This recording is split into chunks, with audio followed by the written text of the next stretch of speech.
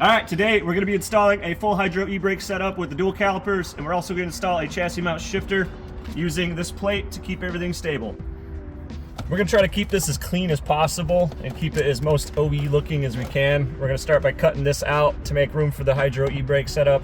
We'll remove everything to put in the plate, paint it, and then get everything mounted. Then we're gonna finish up everything by routing these Chase Bays lines to the back brake calipers. All right, so we had footage of all of this installation, but it did not work out to get it in the video, so I'm just filming a new part.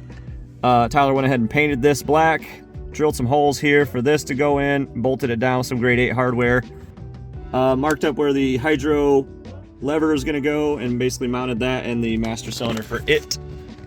And then used the little body saw to cut this little section out, made it kind of nice. Then we relocated, rewiring the window connectors and switches here, just moved them up into that spot. And then the shifter just bolted around and hooked it all up. eBay boot. Oh, Wilwood. You talk about the Wilwood. So if you go to buy an eBay hydro lever, it usually comes with its own master cylinder. Those are junk. We wound up going with the Wilwood, and then that has been bled and the lines ran to the back. So far we have cut part of the brake shield out of the way so that we have room for our caliper. You got to remove the wheel speed sensor. So these brackets, we got them from Drift HQ. They're made by SRS Concepts, and they just go right here, and they basically just get welded on and hold the caliper in its place. So what we're going to do is clean up this area, get all the rust and stuff off of it so it's a good welding surface. So, already got the weld-on piece mounted, and they're tightened down. The caliper's all put together with the new pads in it. Just gonna slide it over here. I want these pads to have a little bit of contact with the rotor so that it centers for me. All right, there's our test fit. Now to clean and weld.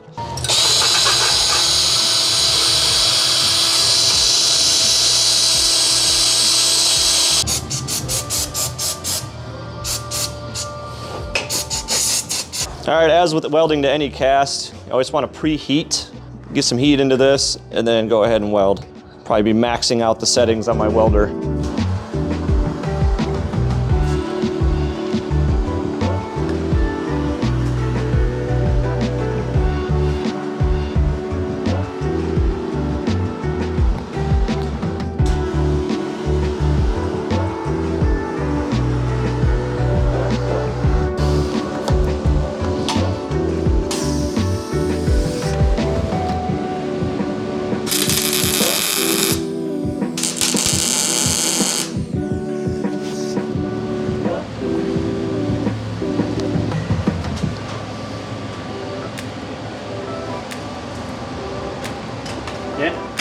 I think it's good.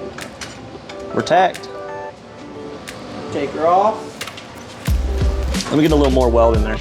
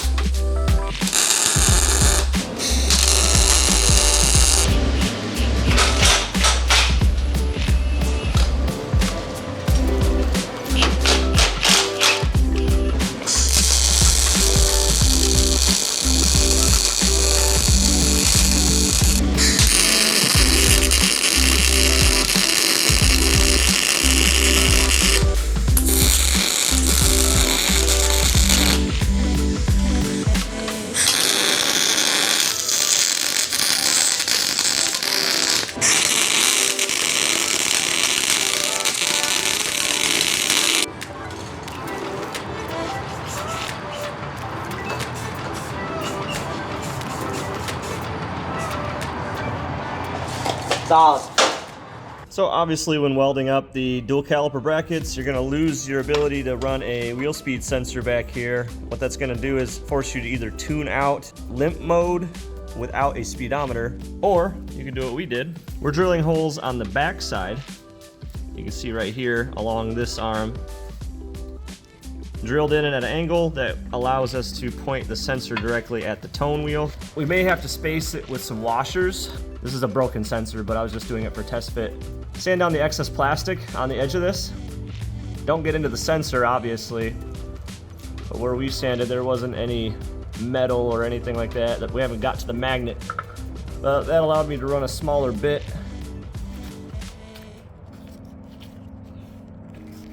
As you can see, the sensor doesn't really sit all the way in, so we'll have to run, when we drill and tap the hole for the mounting, we'll probably have to run some washers to space it out on that. But otherwise, we sanded it down so that it has a snug fit in there. Basically just need something to hold it. And I gotta clean the metal shavings out of there from drilling, but it's pretty dang close to the tone wheel. And if we hooked it up, we should have our wheel speed sensor back online. All right, we're going under the car now. So using the gas tank as a reference point. So we don't drill through it. Yeah, point to where we're gonna be drilling. Like there. From inside of that. That'll poke you right in the butt. We'll check up top. All right, this view's from inside the car. Go ahead.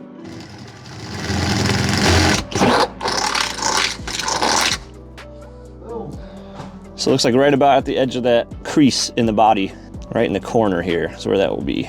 So we'll be installing our bulkheads through there. Do you have one? I gotta go down, hit it with some spray paint so it doesn't rust. All right, now this is where you take your bulkhead fitting with the long end that has 2 types of threads on it. Run that down in the hole. So point the threads that way so that when we make our T, it'll come straight to that. All right, nut me on. So yeah, hold it up top while you have somebody down below, tighten the nut. Reasonably tight. Show them, boss, show them. Boss. You should be able to see it right there from under. And that points pretty much towards where the brake caliper will be.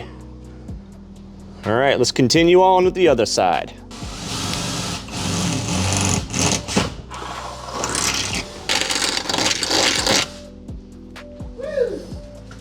Close your eyes. Bulkhead. Holding with the wrench. I'd say that's good.